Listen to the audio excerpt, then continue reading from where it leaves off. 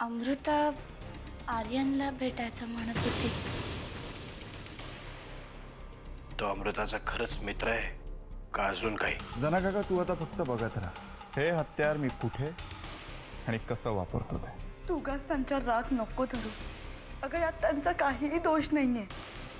यात सगळा दोष त्या जानकीचा आहे. तुम्ही खुशाल तिचं स्टेटमेंट घ्या, पण सध्या ती त्या परिस्थितीत नाहीये. नमस्कार मोरासकर सर.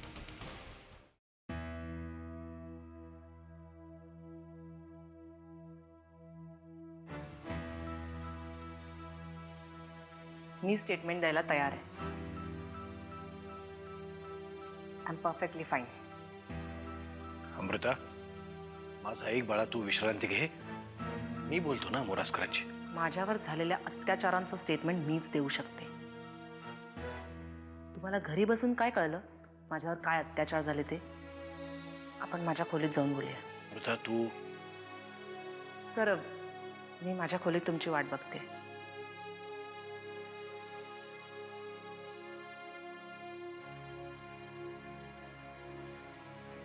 सॉरी सर, मला तिचं स्टेटमेंट घ्यायलाच लागेल.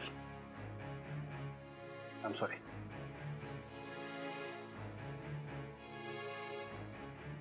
तुम्हाला घरी बसून काय कळलं माझ्यावर काय अत्याचार झाले ते?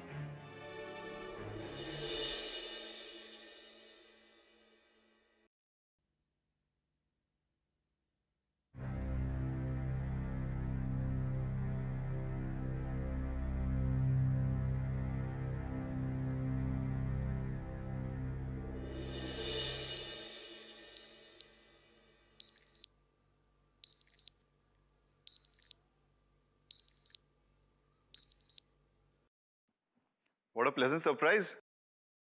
जानकी, तुझं नाव माझ्या मोबाईलवर बघून मला किती आनंद झालाय ना, हे मी तुला शब्दात नाही सांगू शकत. का माहितीये, एकतर मी तुला फोन केल्यावर तू माझा फोन उचलत नाहीस, आणि उचललास तर काय, मगाशी काय म्हणत होतीस, मी जरा कामात आहे, नंतर फोन करा म्हणून. ते सकाळी बोलता नाही आलं, थोडी गडबड होती. तुला कसली का एवढी गडबड? अच्छा, तो नरसिंह होता वाटतं तिथे. जानकी, मला ना एक गोष्ट कळत नाही, घरात पेइंग गेस्ट म्हणून राहणाऱ्या मुलीला एवढा कसला धाक दाखवायचा ग? तुझं काही काम होतं का? अजिबात नाही. उलट काम नसतानाही ज्याची आठवण येते ना, तो खरा मित्र. आर्यन, तुझ्याशी मला एक गोष्ट बोलायची होती. फक्त एकच? मला तर तुझ्याशी बऱ्याच गोष्टी बोलायच्या, इतक्या की आपण भेटल्यानंतर पुढचा अर्धा तास फक्त मी बोलणार आणि तू ऐकणार, गप्प बसून ऐकणार. तुला माझ्याशी काय बोलायचंय? अरे वा, ते जर मी तुला आत्ताच सांगितलं तर भेटल्यावर काय बोलणार? हे बघ, घाबरू नकोस, मी तुला काहीही विचित्र प्रश्न विचारणार नाहीये. नाही तर घाबरून यायचीच नाहीस ना तू. आर्यन, तुला माहितीये का मला तुझ्याशी काय बोलायचंय ते? मला माहीत करून घ्यायचंही नाहीये, कारण उद्या आपण कॉफी प्यायला भेटतोय, त्यामुळे जे काय बोलायचंय ते भेटल्यावरच बोलू. ओके? नाही, मला असं नाही भेटता यायचं. तू येणार आहेस जानकी, तू येणार आहेस आमच्या कॉलेज जवळच्या कॉफी शॉप मध्ये उद्या 11 वाजता. आणि जानकी, उद्या येताना तुझ्या त्या बॉडीगार्ड भावाला आणलं नाहीस ना तरी चालेल ना? हॅलो उद्या सकाळी 11 वाजता. Okay, bye. Hello hello.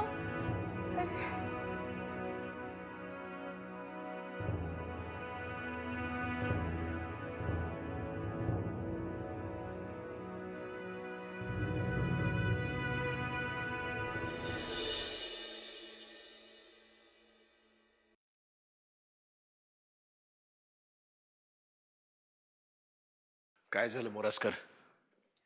साहेब, मी अमृताचं संपूर्ण स्टेटमेंट घेतलं. जे घडलं ते ऐकून मला खरंच खूप वाईट वाटलं. त्या आरामखोराला आपण वेळीच पकडलं असतं तर मला वाटतं ही वेळ आलीच नसती.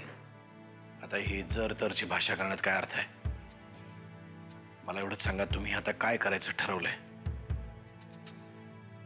सर्वप्रथम अमृताच्या स्टेटमेंटमधनं आम्ही बलात्काराचं प्रकरण वगळणार आहे.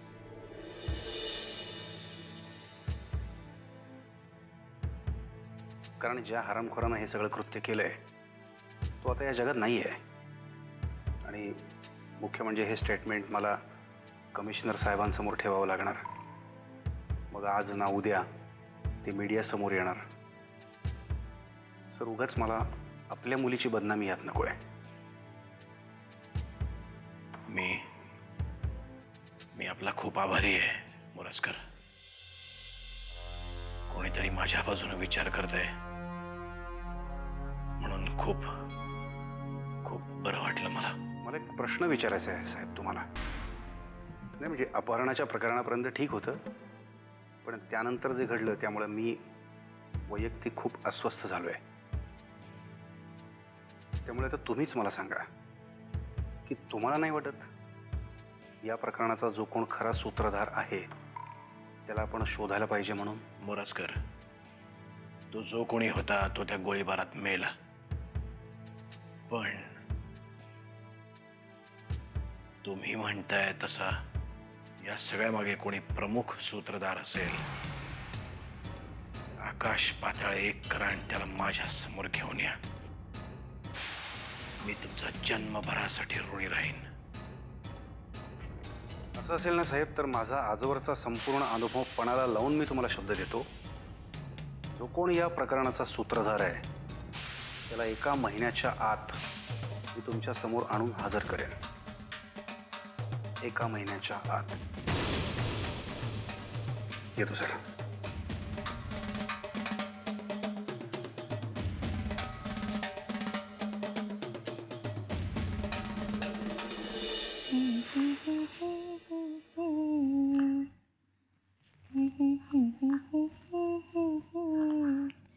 कुणी केली अंगाई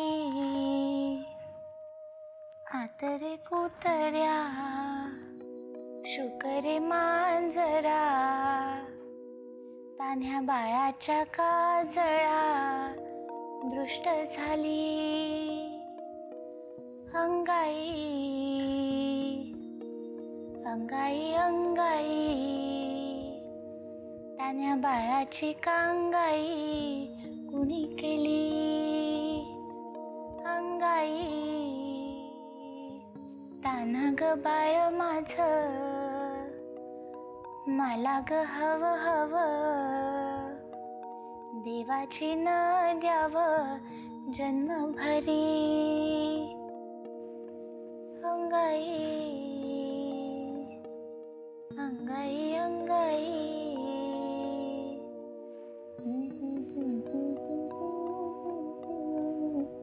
झोपली? दंगा करून करून झोपले. कसं असतं ना ग लहान मुलांचं. किती किती इनोसेंट असतात ते. आपल्या आजूबाजूला काय चाललंय काहीच कळत नसतं त्यांना. आता हिचंच बघ ना, तिची आई तिला सोडून गेली, पण अगं तिला ते माहीत सुद्धा नाहीये. कदाचित ती तुझ्या हाताला तिच्या आईचा हात समजत असेल, तुझ्या आवाजाला तिच्या आईचा आवाज समजत असेल.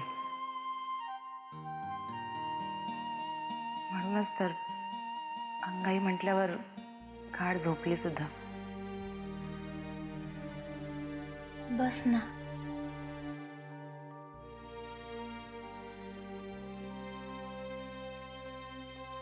ही पोरगी मोठेपणी ते काय ते गाणं बनवतात ते संगीतकार. हा तेच होणार बघ. गाणं ऐकल्याशिवाय झोपतच नाही हिला. ऐकता ऐकता कधी झोपते कळत पण नाही, एकदम शांत. म्हणून तर म्हटलं खूप सुखी आहे. बघ ना ग, तिच्या बाबतीत एवढं सगळं घडलं तरी कशी शांत झोपते. तर गाणंही तिला शांत झोपवू शकतं. तुला झोप नाही येते?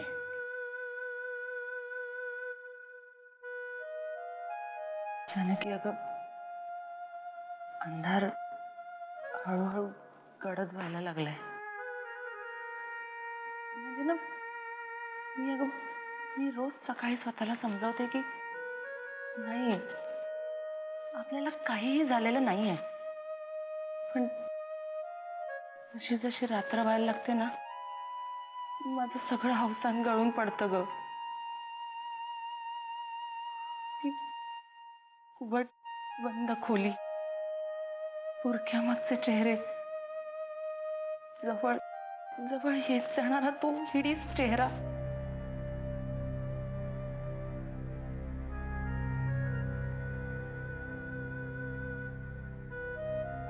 जानकी, माझ्यासाठी पण अंगाई म्हण ना ग. मलाही झोपायचंय. डोळे मिटून पडलं ना की शांत झोप लागते. हो, पण रोज मला झोपायचं औषध द्यायचं. त्यामुळे मी सतत मुंगीतच असायचे ग. पण आता असं वाटतं की तू उपकार करायचा माझ्यावर.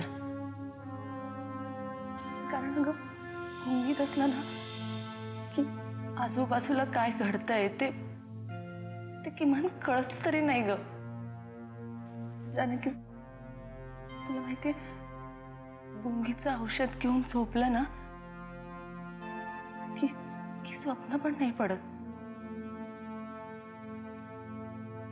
कारण जागी असले की मी सतत स्वप्न पाहत राहायचे की कुठल्या क्षणी बाबा येतील आणि मला इथून सोडवून नेतील. जानकी, मला प्लीज एखादं झोपेचं औषध दे ना. अमृता, कसल्या तरी भलत्या सवयी लावून घेऊ नकोस. चल चल, तुझ्या खोलीत चल. मी येते तुझ्या बरोबर. तुला नक्की झोप लागेल.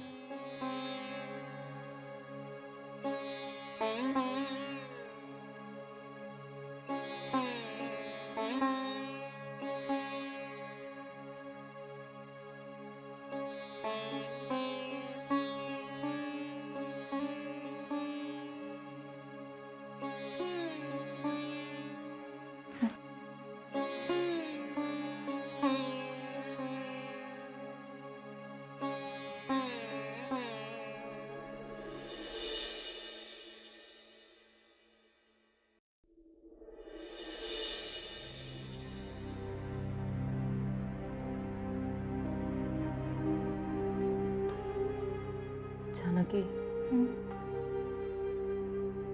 मला नाही ग झोप येणार. मला झोपेच्या गोळ्या दे ना. का?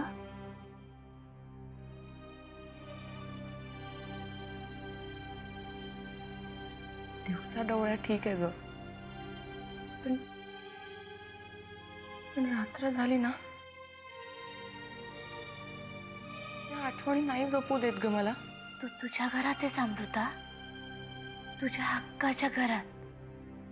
जे घर तुझ्या आईने खूप प्रेमाने सजवलंय. तिथल्या भिंतींमध्ये मायेची ऊब आहे. तुझ्या आईने तुझ्यासाठी गायलेली एखादी अंगाई अजूनही इथे कुठेतरी रेंगाळत असेल.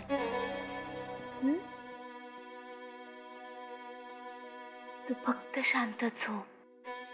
तुझ्या आईचे शब्द तुला पुन्हा ऐकू येतील. मग तुला कसल्या औषधाची गरज नाही पडणार. अगदी आईसारखं बोललीस. दोन मुलींची आई आईसारखंच बोलणार ना. माझी एक मुलगी इकडे शांत झोपलीये आणि दुसरीला मला झोपवायचं.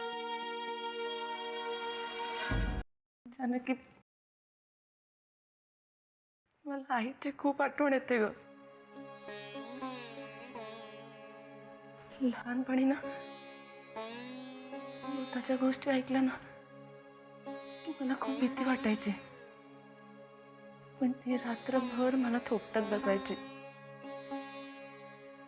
मला झोप लागावी म्हणून. मी सुद्धा रात्रभर जागीच असणार आहे, तुझ्या शेजारी बसलेली. तू आता जीवसारखी शांत झोप बघू. ये, मी तुला झोपवते. मला माहितीये मी नर्मदा ताईंची जागा नाही घेऊ शकत, पण तू कितीही नाकारलंस तरी आपल्यातलं नातं तेच असणार आहे ना.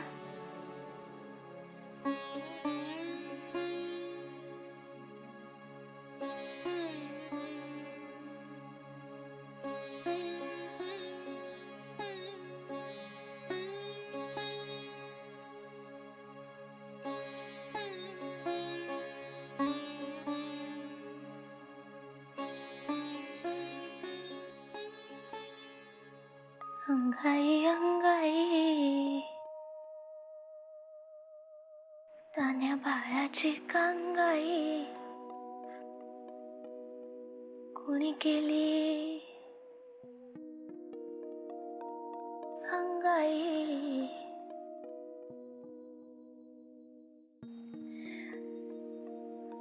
हातरे कुतर्या शुकरे मांजरा तान्या बाळाच्या काजळा दृष्ट झाले अंगाई. तान ग बाळ माझ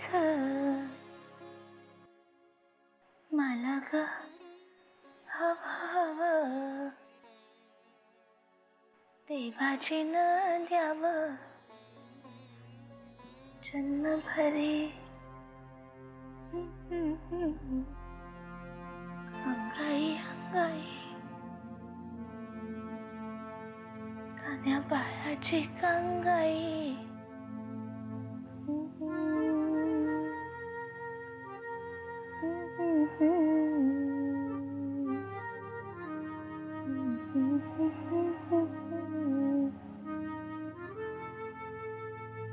बाळाची कांगाई कोणी केली आई.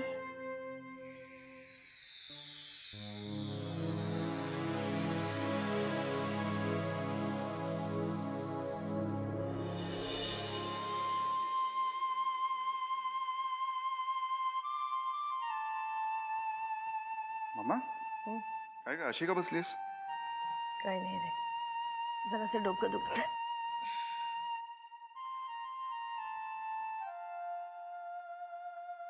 हे मम्मा तुला तुला ताप आलाय? जरासं गरम वाटतंय ना. जरासं काय, चांगलंच गरम आहे अंग तुझं. तू चल आधी आत चल, आत जाऊन आराम करू. आर्यन, मला काही झालेलं नाहीये. खरं सांगू, अमृताबद्दल ऐकल्यापासून ना जीव घाबरा घोबरा झालाय रे. कुठल्याही आई वडिलांवर मुलीची अशी अवस्था बघण्याची वेळ कधीच येऊ नये. मम्मा हे बघ, तू ना डोक्यातून ना हा सगळा विचार काढून टाक. असं कसं म्हणतोस तू? विचार कर, आज आज नर्मदा असती तर तिला काय वाटलं असतं? नाही. मम्मा हे बघ, मी ना लगेच डॉक्टरांना फोन करतो. तू तुझ्या खोलीत जाऊन आराम कर. हं? बिट्टू, एवढं काळजी करण्यासारखं काही नाहीये. थोडीशी कणकण आहे, मी औषध घेईन. बरोबर, मान्य. पण हे सगळं ना आपण तुझ्या खोलीत जाऊन बोलूया, ठीक आहे? चल आधी खोलीत चल. चल मम्मा, मी तुझं काही ऐकणार नाही. चल. आर्यन, मला काही झालेलं नाहीये. थोडीशी कणकण आहे, बरं वाटेल ना. तू माझं ऐकणार आहेस की नाही? आराम कर बघू मम्मा तू. अरे आराम करून कसं चालेल? किती कामं आहेत, कोण करणार? मम्मा नाही कामं झाली 2 दिवस, तर काय फरक पडणार आहे? आणि बघ मी आहे ना, मी करीन तुझी कामं, बस. आर्यन, तुला कळतंय?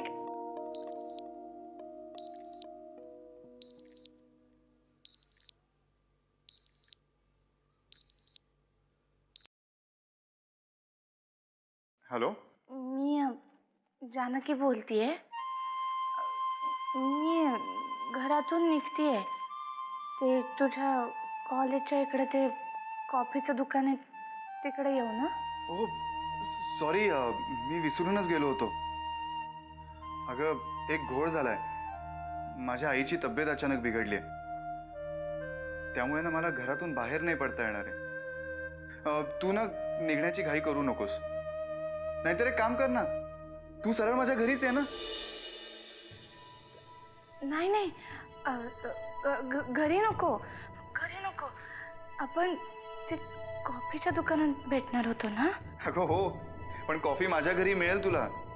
आणि तसंही ही भेट मी ठरवली आहे, म्हणून ठिकाणी मीच ठरवणार. कळलं? तू माझ्या घरी येतेस. त्यापेक्षा आपण नंतर भेटूयात ना? आमच्या घरच्या कॉफीचं वावडं ना किल्लेदारांना आहे. तू थोडीच किल्लेदार आहेस. हे बघ, मी तुला ॲड्रेस SMS करतोय, लगेच ये इकडे. आणि तू जर इकडे आलीस ना तर तुला माझ्या हातची कॉफी मिळेल.